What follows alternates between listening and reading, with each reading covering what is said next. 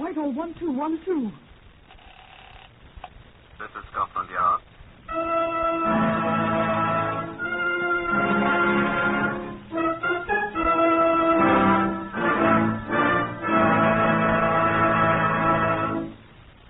For the first time in its history, Scotland Yard opens its official files to bring you the true stories of some of its most baffling cases. These are the true stories.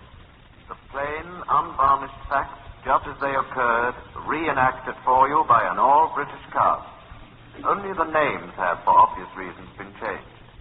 The broadcasts are presented with the full cooperation of Scotland Yard. Research on Whitehall 1212 is furnished by Percy Hoskins, Chief Crime Reporter of the London Daily Express. The stories for radio are written and directed by Wyllis Cooper. You will now hear the voice of Chief Superintendent John Davidson, the man in charge of Scotland Yard's famous Black Museum. A great many of the visitors to the Black Museum here rather expect to find a series of tableaus of gory murders, complete with ghouls flitting about from corner to corner and blood-stained doublets. They're often quite astonished to discover a place that rather resembles the old curiosity shop, although I confess I bear but slight resemblance to Little Nell. A great many of our exhibits here are quite innocuous in appearance, although most of them have been eyewitnesses to murder. For example, this one.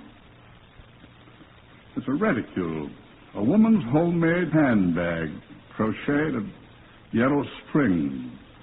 It accompanied a woman to her death. Sergeant Neil Poole had, I think, most to do with finding the murderer. Your turn, Sergeant Moore. This girl was found dead near Maidstone in Kent early on the morning of the 14th of October a few years ago. A really quite chilly morning, as Octobers in England are likely to be. The Chief Constable of Kent had requested assistance from the Metropolitan Police. That's Scotland Yard, you know. And I was assigned. Maidstone is about 40 miles from where New Scotland Yard is situated in London, on what used to be called the Old Kent Road. And it was no great feat to drive there in an hour and a half. I was directed by the police constable at the scene of the discovery to the local mortuary, where I met Sergeant Miles Bowley of the Kent Constabulary. Oh, yes, Sergeant Paul, glad to see you. We didn't expect you so quickly. The chap in the flying squad brought me down a new Jaguar. Wish we had one. What country got? Mark 7 saloon, bloody thing flies. I rode in one once. Well, like to come in and have a look at her? Haven't had my breakfast yet. Oh, she's not going to upset you. Very clean, strangling job. Oh? How long do you have? Let's see, 7:44 now. 2 hours about. 5:40. 5:35 to be exact. In here. Wasn't light yet. Just on sunrise. Milk roundsman saw a line beside the road. Don't have many customers in here. Not many, no. This is the lady. Pretty. Very. You see? Looks as if a scarf or something or the like had been twisted around her neck. Medical examiner hasn't been here yet, huh? Not yet. Any idea who she was? Not the foggies. Nothing to identify her, eh? Not a bloody thing. What have you done? Well, we have a man out there where she was found, trying to find something. Uh-huh.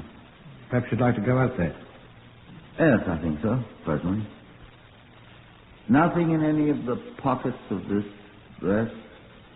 Or did you... Pockets were empty. Had she been... No, lying there quite peacefully. Looked as if she'd been walking along the road and fallen down. You've checked this fellow that found her, of course. Yes, of course, old boy. Odd you didn't recognize her if she's from around here, and you think the milkman didn't know everyone. He didn't know her.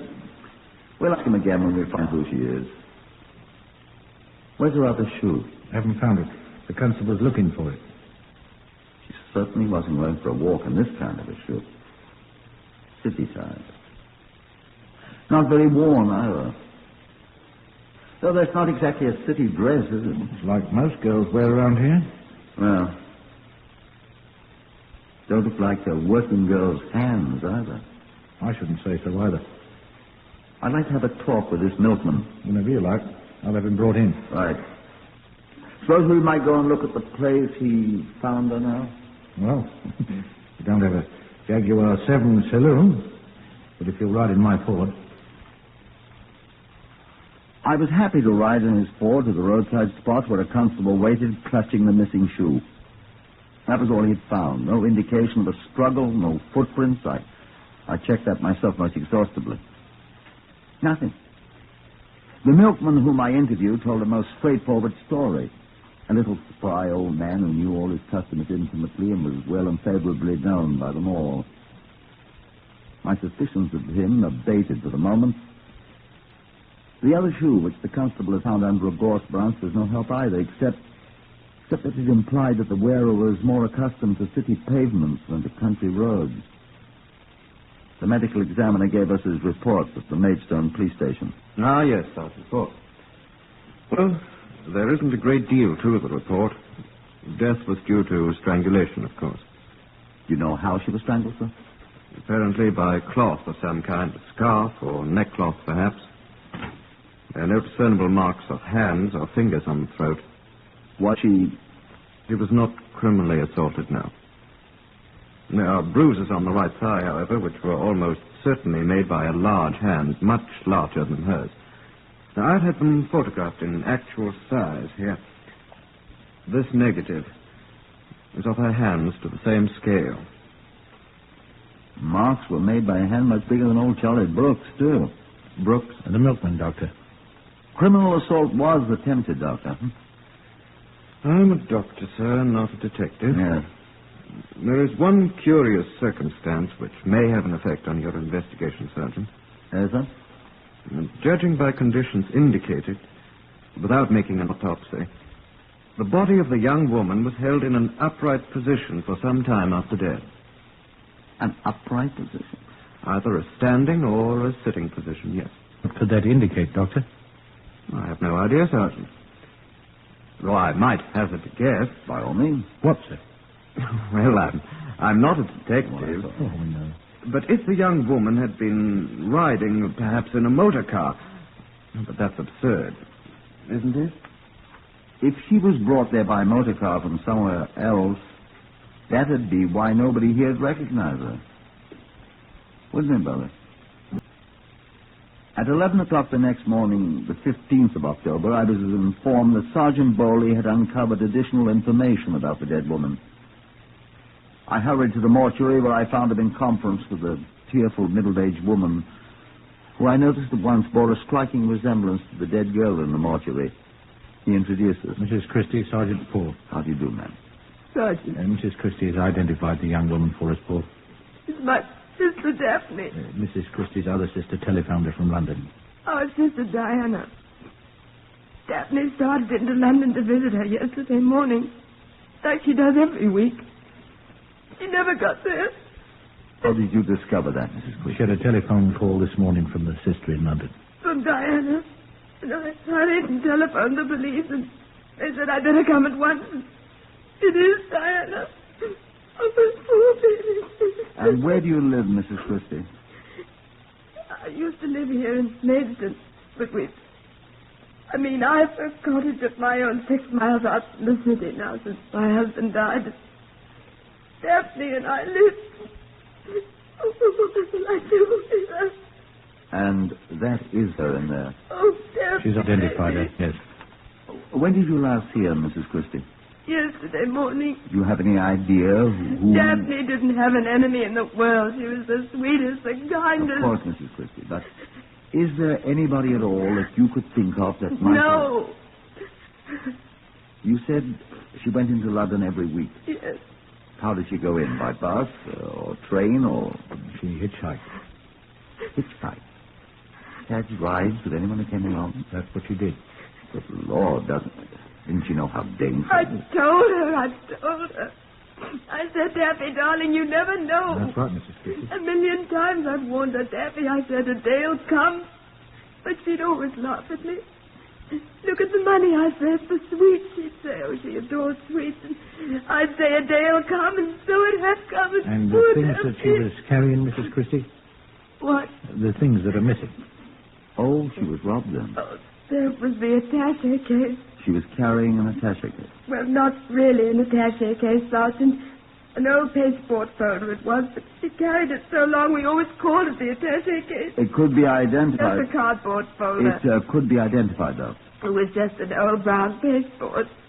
Oh, it did have her name on it. What did she carry in it, Mrs. Christie? Oh, just a few photographs that Diana had lent her. She was taking them back to London to her. Brenda's collar, tremendous. Brenda? Brenda's Daffy's doggie. She's a little King Charles Spaniel. Oh, darling little Brenda, she'll grieve so. Oh, Daffy. And the dog's collar was also in this pasteboard folder. Oh, no, I remember. It was in the reticule. It wasn't in the attaché case. It was in the reticule. There was also a reticule, madam? Oh, is it gone, too? We didn't find A it. little yellow string reticule I crocheted for Daphne for a birthday gift last year. Oh, Daphne. Oh, my dear little baby sister. At this point, Mrs. Christie broke down completely and had to be taken away in a hysterical condition, unable to give us any further information. Upon recovering that same evening, she was able to supply a list of names of various acquaintances of her sister, and at Bowler's request found strength enough to set about crocheting a duplicate of the yellow string reticule, which she alone was able to do accurately. The result, a most intricately contrived affair, which she completed during the small hours of the night of 16th of October, was carefully photographed and the prints given general circulation, in the hope that anyone recognizing it would communicate with us. It was, of course, obvious that the possessor of the original would also possess information of which we stood in need. 4 days later, the original was returned to us. We showed it to Mrs. Christie. That's it. That's Daphne's reticule that I made. You see, it's just exactly like the one I made from memory for you. I told you I'd remember it perfectly. Sergeant Bowley asked the woman who returned it where she had got it. He reported to us. Her name is Mrs. Jessie Bowen, B-O-W-E-N. I never heard Daphne mention the name. She says she didn't know your sister. Well, where did she get it then? She says it was given to her by a Mrs. Adelaide Greenbaum. I never heard that name either. Where did she get it? We're looking for her. We found Mrs. Adelaide Greenbaum. She admitted giving the yellow string reticule to Mrs. Bowen. Where had she found it? It had been given to her by a Miss Polly Cavanaugh, she said. Who's this Polly Cavanaugh? I asked Bowley. We'll find her. We did. We found her visiting a cousin, a retired corporal major of household cavalry living at Alfringham. Yes, she had given the reticule to Mrs. Greenbaum. Where had she got it? Certain Mrs. Emily Beveridge had presented it to her, she said. I'm sure I'd never heard of Mrs. Beveridge. I'll find her. I'm getting a little tired of reticules, though, Sergeant. Mrs. Emily Beveridge agreed as she happily brewed a pot of excessively weak tea for the sergeant that she'd given the bloody thing, that was Bowley's own phrase, to Mrs. Cavanaugh. And where had she got it, I asked. You may believe it or not, old boy, but she got it from a nephew, Reginald, she assures me. And Reginald? I have thoughtfully brought Reginald with me. Where is he? Reginald! Sir? Come here. Yes, sir. Yes, sir. This is Reginald, Sergeant Paul. Reginald Apgar, sir. I'm Mrs. Beveridge's nephew. Sit down, young man. Yes, sir. Did you know Miss Daphne, what was her name, Bowley? Cordwainer. Daphne Cordwainer? No, sir. You didn't know her? No, sir. Where did you get her purse? Purse, sir. That yellow string bag you gave your aunt. Oh, that. I found it, sir. When? Why, the 15th of this month, sir. Oh, why are you so sure of that date, young man? It's my Aunt Emily's birthday, sir. I gave it to her as a birthday gift. There's no use to me. Tell him where you found it, Reginald. Oh, floating in Beltane's Tarn, sir. Where? Beltane's Tarn is a pond, Paul. I doubt Beltane the Smith ever was there, sir, but it's supposed to be haunted by it. Tell him where it is, Reginald. Oh. Well, sir, it's about a quarter of a mile from the road. Tell him what road. Oh. The road, sir, where old Charlie Brooks found that girl's body. Tell him what girl's body, Reginald? Oh, well, that Miss Daphne Cordwainer. Well, did you murder her, Reginald? Why, no, sir. I didn't murder her. What were you doing there? Well, sir, I'm a scoutmaster, sir. Speak up. Well, I introduced bird watching in my troop. We've been quite successful, too. I mean, rather bird photography more than bird watching. You photograph wildlife, Sergeant? I did not. Go on, Reginald. Well, I'd heard that plover were quite plentiful around Beltane's tarn. The first this year, you know. And having nothing better to do, I took my camera kit. I have an Adams Minex 4x5. Jolly good camera, that. Yes, I'm sure. Will you get to the point, please? Why? No necessity to be rude, sir. I'm getting on. Fine. Let him tell it his way, Paul. May I go on, sir? If you please. Well, there weren't any plover. I did see a partridge in plumage, though, but he flew away before I could get my camera open. You know an Adams Minex, sir. Wonderful camera, but... I don't know anything about it. Now, please get on with it.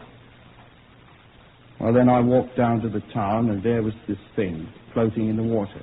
So I picked it up, wrung it out, and took it home to Aunt Emily. Is this true? On a scout's honor, sir. How did it get there? My dear man, how could I possibly know? That's exactly what I'm trying to find out, young man. I'm sure I don't understand you, sir. It may be that you will in time. Would you be willing to accompany me to this place? To Beltane's tarn, sir. Would you be willing to accompany me and Sergeant Bowley here to this place and help us find whatever else we might be able to find, Reginald? Oh, I forgot to tell you, sir. I found something else, but I doubt it's very important. What? This piece of pasteboard, sir. It's apparently been torn from one of those cheap attaché cases. Probably doesn't mean anything. Let's have a look, Paul. Wait a sec. But it's got that name written on it in pencil. What name? Daphne. See? Here. Yes, I see. Reginald, would you mind waiting a moment out in the other room, please? Not at all, sir.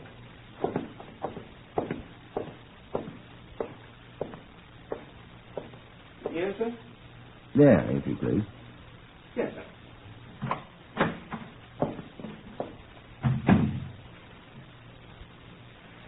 There is either the most naive young man I've ever seen, Bowley, Think so? or the wickedest. Do you think he's too young to hang, old boy?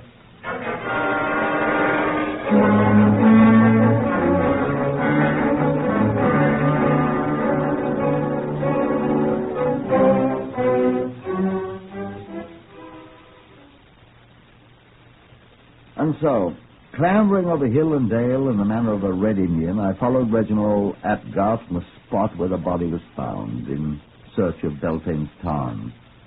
Miles Bowley followed doggedly in trace, grunting like the behemoth of Holy Writ. This time of the year, the Kentish countryside is suitable only for hares, underbrush, plover, and youthful scoutmasters, not for policemen in their piety. How much further is it, in God's name? Quarter of a mile from the road, Reginald said. Where's he gone? Don't ask me. Probably coursing up and down like a blasted ferret. I don't think ferrets course. Yeah, neither do I. Call him. Reginald! Reginald! Reginald!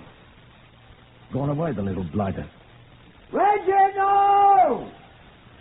Why on earth you wanted to come out here with him is more than I'll ever know, Paul. It's a good spot for a confession, old boy. Reginald! I wouldn't believe there's country like this left in England. Reginald! Calling me, sir.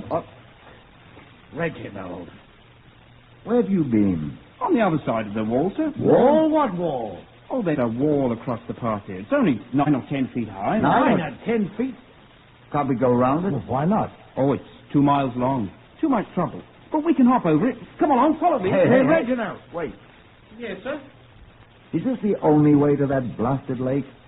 Yes, sir. The only way? Oh, it isn't far now, sir, after we climb the wall. Let's sit down.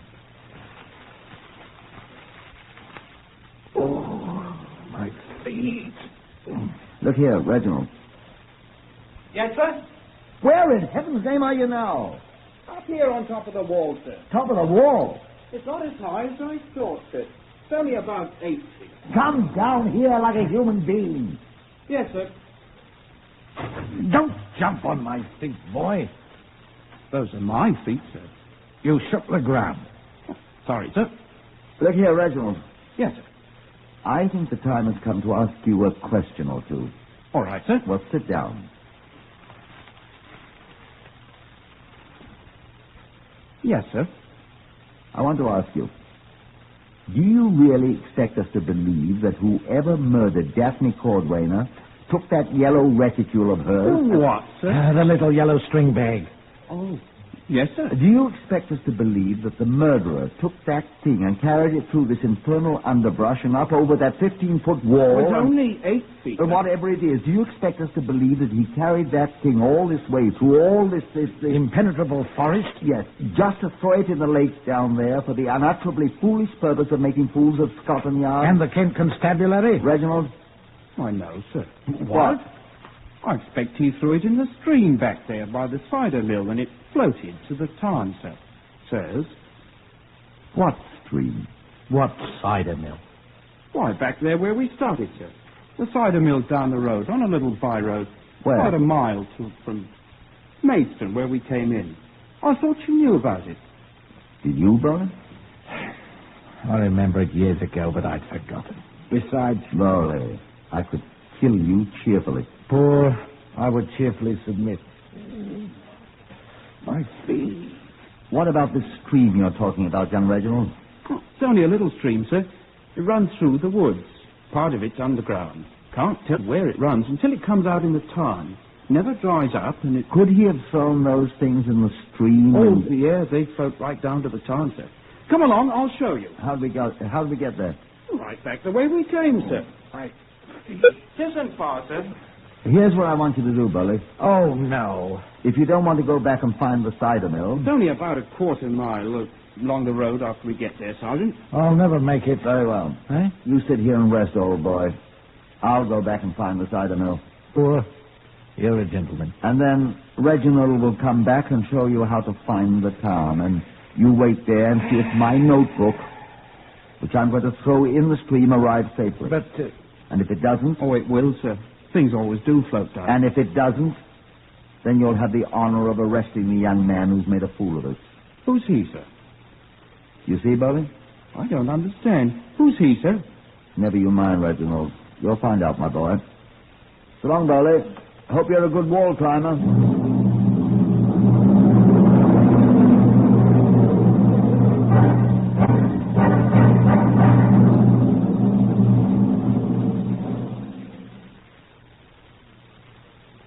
Reginald showed me the weary way back to the road, to the cider mill, to the stream. He bounded away again full of the vitality of youth as I sat by the stream's edge and panted and watched him hasten away full of energy. It had taken 20 minutes to shepherd Bowley to Beltane's tarn over the stone wall. It would take half an hour, he said, for anything to float down the stream to its destination in the tarn. But there was plenty of time. I walked over to the ancient building that was the mill and sat down on a pile of brand new bricks that stood in front of the door at the edge of the lane. An equally ancient cider maker came out to see who called. Hello, I said. Hello. Well, you want to sup a cider? I bless you in my prayers, my friend. All right. Come on in. With the greatest of pleasure, I assure you.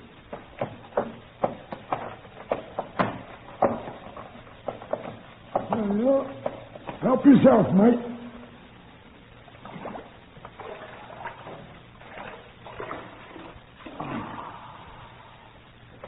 Your health, Gaffer.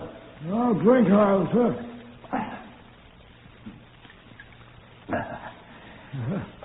Good, eh? Man. Yeah, quite a journey through the woods just to toss the thing in the tarn stream, eh? Many people do it. Brings luck, they say. Hasn't brought me no luck in 54 years. See, you're going to do a little repairing, eh? Where? The new bricks, I mean, out there. Bricks don't come from around here, do they? Cambridge. Oh? They've been sitting out there ever since 14th of this month. 14th? 14th, yes.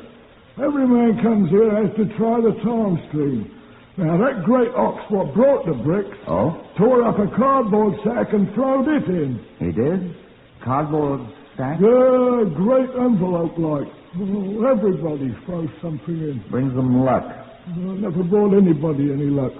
What is it? Superstition? He throw anything else? This lorry driver that brought you the bricks? By crikey, he did. Some kind of little yellow purse. It looked like he stole it from his girl. He threw it right in the water. It's right down there in old Beltane's town. Right this minute. I won't bring him any luck down there. I wouldn't be surprised if you're right, friend cider maker. You got to throw something in, too? No. I think I'll go find the lorry driver that threw the girl's purse in. Won't bring him any luck. It might. No. It might bring him bad luck. It did. We found him at Cambridge, loading his lorry in the brickyard. We asked him if he'd killed Daphne Cordwainer. After a while, he said he did. I picked her up to give her a ride. But she was on her way to London. You weren't going to London. Well, she tried to rob me of my purse. She was a thief. Where did you have your purse? What? Why, it was hanging on a peg in the back. And she was stealing it? She was. She attacked me while I was driving. How'd she get back there to steal it?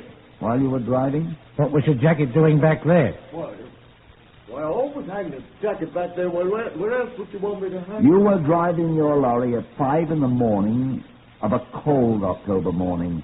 Well, I didn't think it was cold at all. I took my jacket off. It wasn't cold. In the rain? In your shirt sleeves?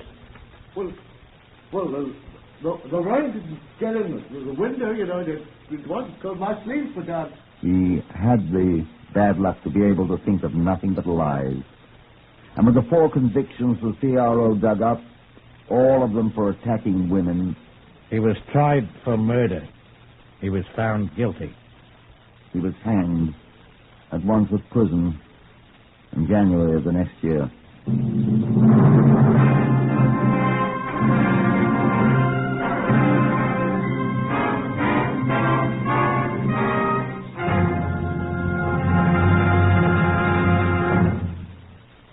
Heard today on Whitehall 1212 in the order of their appearance were Harvey Hayes, Horace Braham, Guy Spall, Lester Fletcher, Kathleen Cordell, Peter Forster, and Pat O'Malley. Lionel Rico speaking. Whitehall 1212 is written and directed by Wyllis Cooper.